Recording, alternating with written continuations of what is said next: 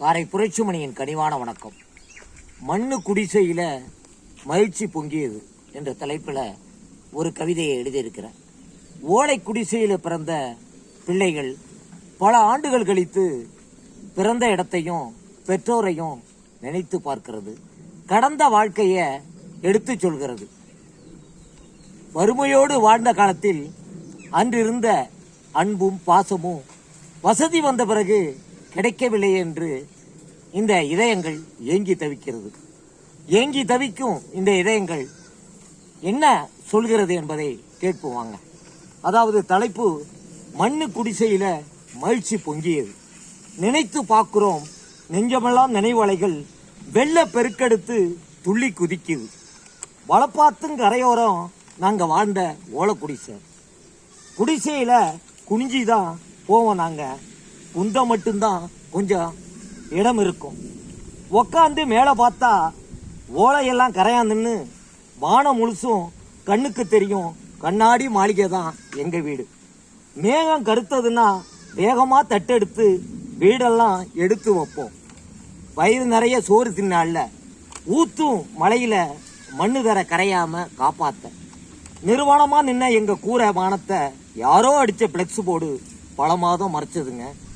ஓய்வே இல்லாம தாயான எங்க அம்மா தேஞ்ச காலோடும் காஞ்ச வயிற்றோடும் வயக்காட்டு வேலைக்கு வழியோடு ஓடுவாங்க.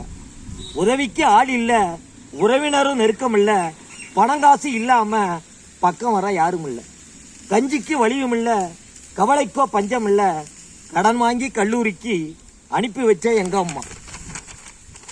அப்பாவுக்கு வெளியில தான் நல்ல பேரு, வீட்டுக்குள்ள கெட்ட பேரு. வீட்டுக்கு அம்மாவும் நாட்டுக்கு அப்பாவும் ஓடி உழைச்சவங்க, உடலும் இழைச்சவங்க. ஆர்ப்பாட்டம் போராட்டம் அப்பா அலையும் போது இடியும் மின்னலுமா இருவருக்கும் சண்டை வரும். அதை பார்த்து எங்களுக்கும் கடுமையா கோபம் வரும். பழைய சைக்கிள் ஒன்று வாங்கி பாதுகாப்பா கூட வச்சு ஏற சொல்லி எங்களையும் ஊரெல்லாம் சுற்றி காட்டுவாரு எங்க அப்பா. ஆற்றாங்கரையை ஆட வச்சு அழகா படம் எடுத்து ஆல்பத்தில் கோத்து வைப்பார் எங்க அப்பா. வறுமை கொஞ்சம் எண்ணி பார்த்து அருவா கையில் எடுத்துக்கிட்டு அறுவடைக்கு போன அப்பா அறுக்க தெரியாம கதிரறுக்க தெரியாம கையெடுத்து ரத்தம் சொட்ட வந்தது உண்டு. உணவு உண்ண முடியாத அப்பாவுக்கு அன்னத்தை அம்மாவும் ஊட்டியது உண்டு. ஏழ்மை நிறைய இருந்த போதும் எங்க அப்பா எழுதுறதும் பேசுறதும் எப்போதும் விட்டதில்லை. பாட்டு வராத எங்க அப்பா பட்டுக்கோட்டை பாட்டு பாடி நெஞ்சில் படுக்க வச்சு கொஞ்சி தாளாட்டி தூங்க வச்ச சுகமெல்லாம் எத்தனை மெத்த வாங்கி ஏசியில புரண்டாலும் இனி அந்த சுகம் எங்க கிடைக்கும்? அடுத்த பிறவி இருந்தா குடிசையில குழந்தையா மீண்டும் நாங்க பிறக்கணும். அப்பாவோட முதுகில் ஏறி உப்பு மூட்டை தூக்க சொல்லி தெருவெல்லாம் சுத்தணுங்க. அம்மாவோட இடுப்பையும் ஆசையோடு கட்டிக்கிட்டு கெஞ்சி கூத்தாடி பஞ்சு வெட்டாய் வாங்க சொல்லி பல்லு காட்டி சிரிக்கணுங்க.